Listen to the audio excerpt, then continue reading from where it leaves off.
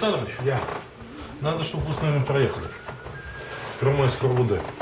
А что? зачем? Каком?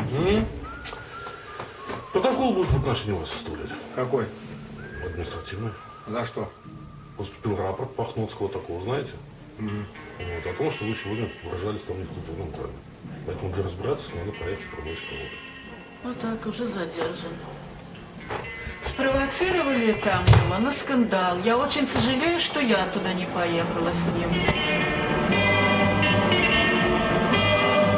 Я ничего... Конечно, я- спровоцировали, я там не устроили знаю. скандал. Меня- Милиция ваша. Вы пришли его забирать, не тише. А теперь вы, наверное, повезете на ОВС и вообще на зону. Не знаю. Состряпали все документы, все поподелали. Ну, конечно, специально. Не даете никакой жизни. Человек работает, двое детей, ребенку 5 месяцев. Ну, и сейчас вы пришли дальше рвать нервы. Что вы смотрите тут?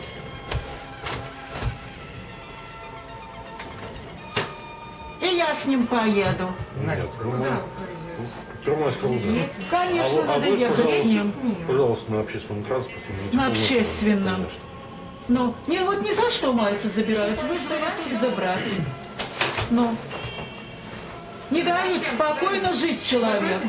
У меня маленький ребенок. Я чем Вы зайдите в квартиру. Так а зачем вы его забираете? Зачем? Составление протокола административного правонарушения. Какое правонарушение? А какое правонарушение с Сергей милицией? Александрович, Сами вы нарушаете принесет копию законы. материала. Сами нарушают законы, провоцируют Копию скандалы, протокола пишут. Ну. принесет, там все будет написано. И меньше ты с ними спорь там. А то точно посадят. Они специально утягивают тебя в скандал. Владимир, вы собираетесь ехать?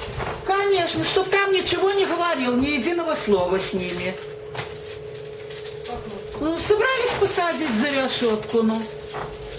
Никакой нет жизни, это ж вообще ужас какой-то. Едем, КХПшник позвонил. Звонил все на все каналы. Это не дело, надоели. Дети малые, это вообще жизни нет от них.